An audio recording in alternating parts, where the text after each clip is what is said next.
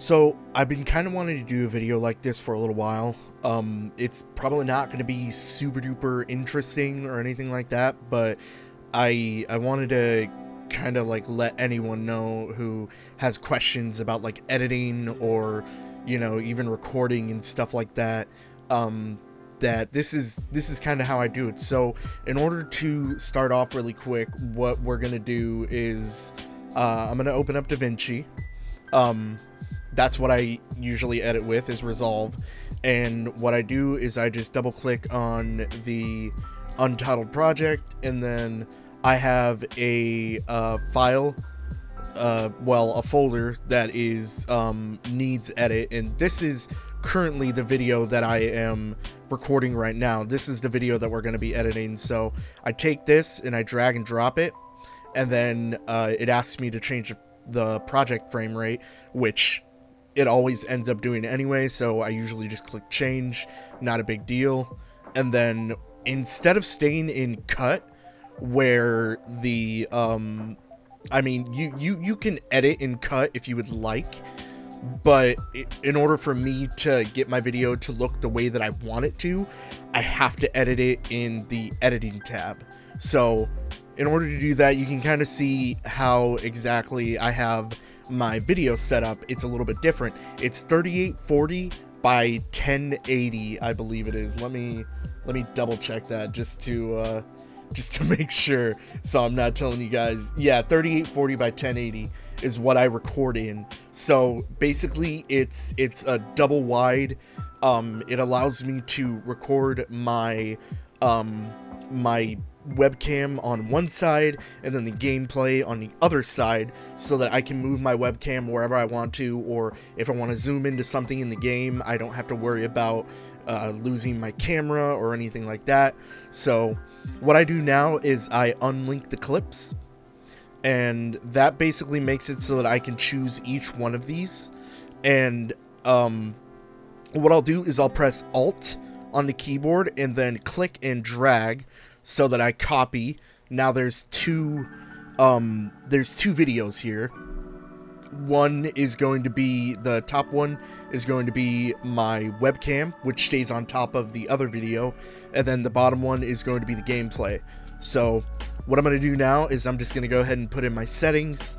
I usually go for 0.8 and then -186 and then 640. That gets me up there. And then of course the anchor point, which is basically where the middle of the video is for this specific one, is going to be 480. So that's always going to be your anchor point. If you're recording in 3840 by 1080, it's always going to be 480 on the x-axis. Axis.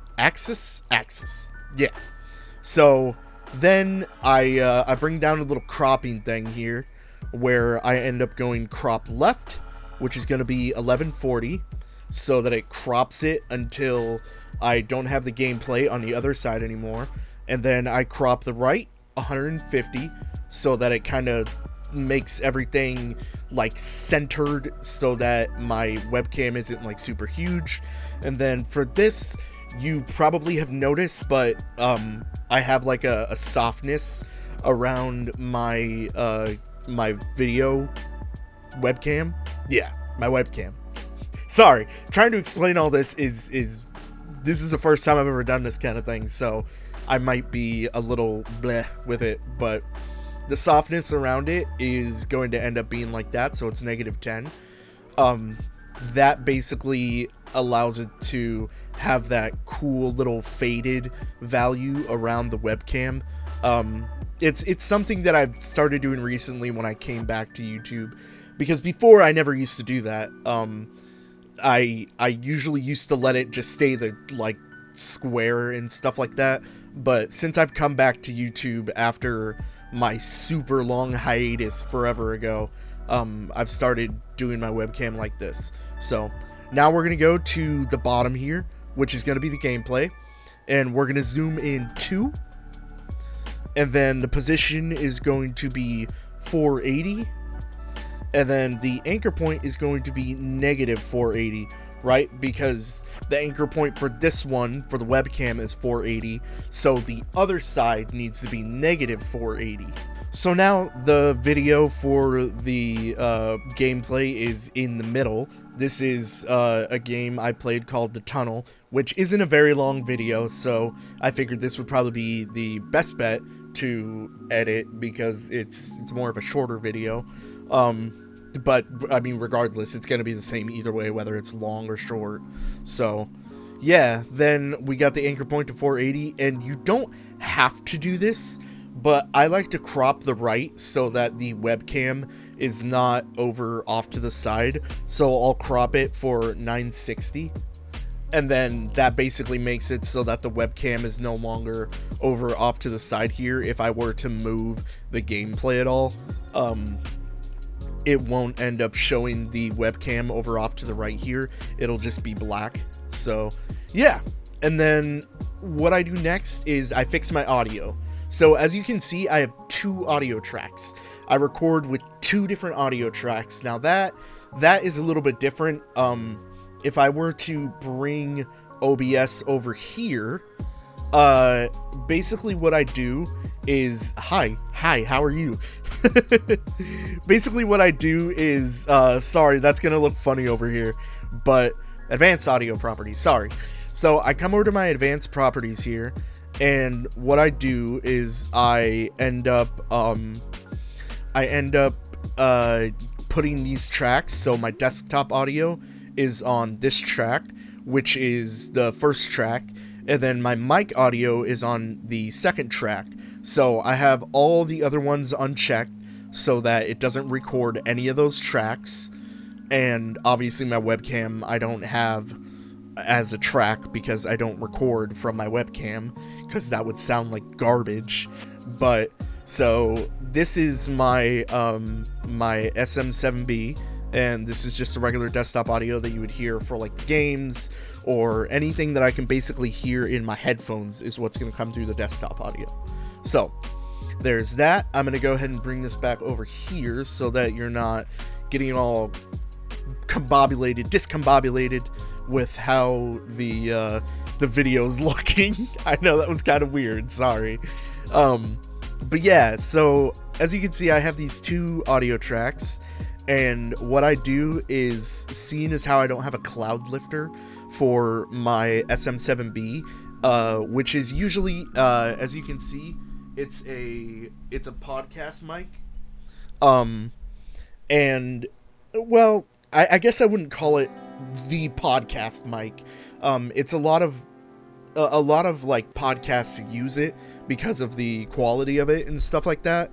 So I just, it's not loud enough when you record with it originally. So what I'll do is I will bring this up by 10 decibels. So we'll go like that, and then as you can see, it changes the waveform down here.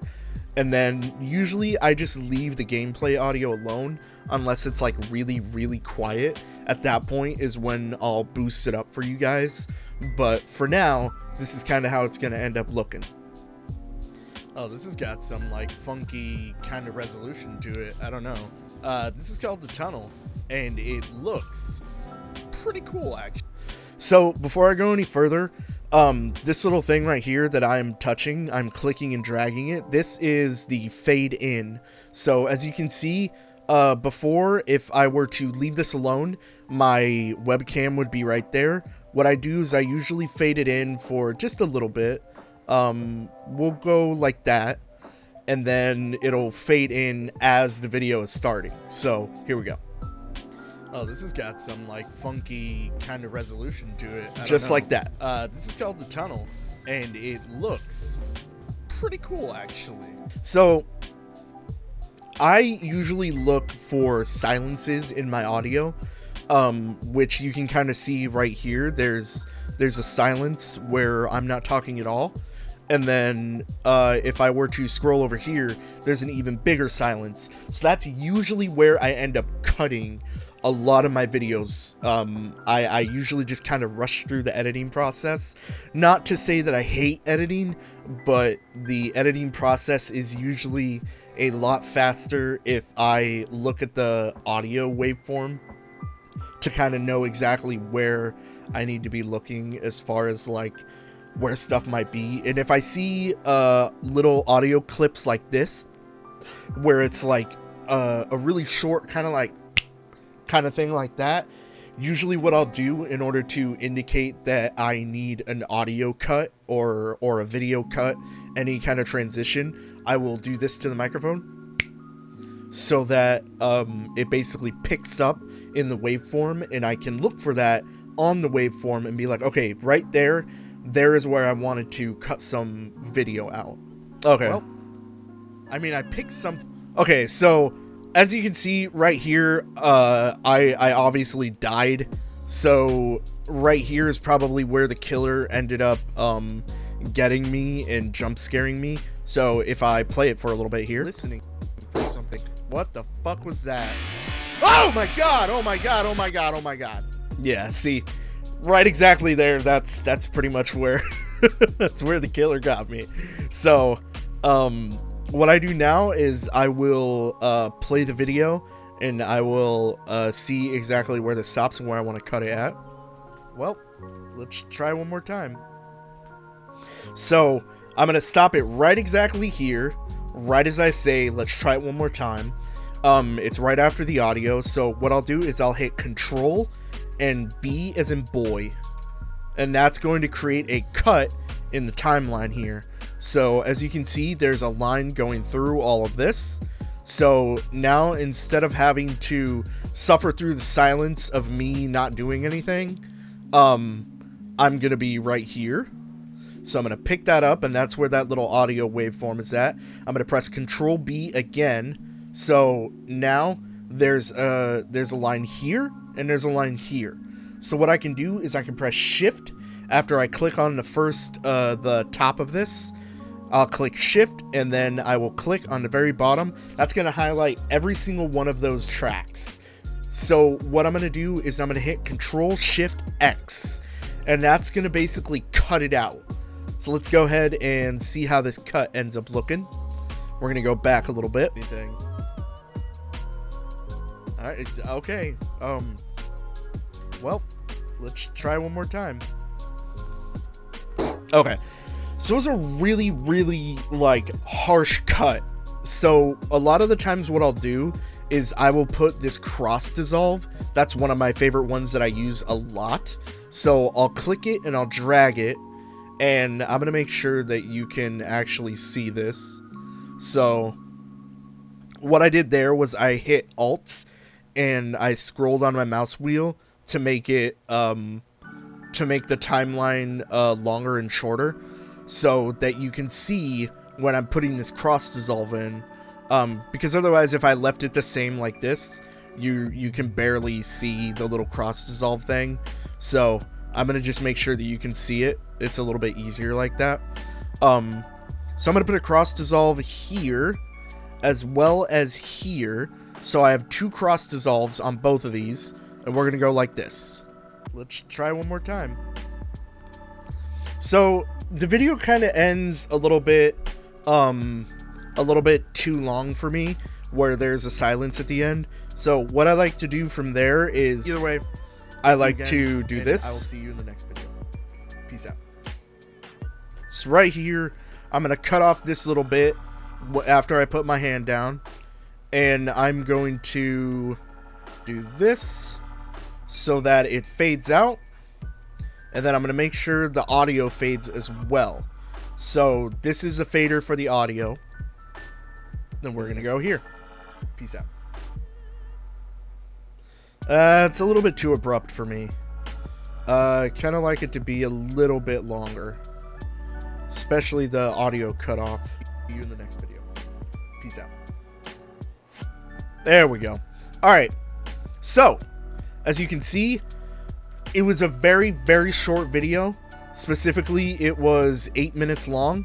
But this is how our video looks right now. So this is from the very start all the way to the very, very end. And we only had 2 cuts in the entire video.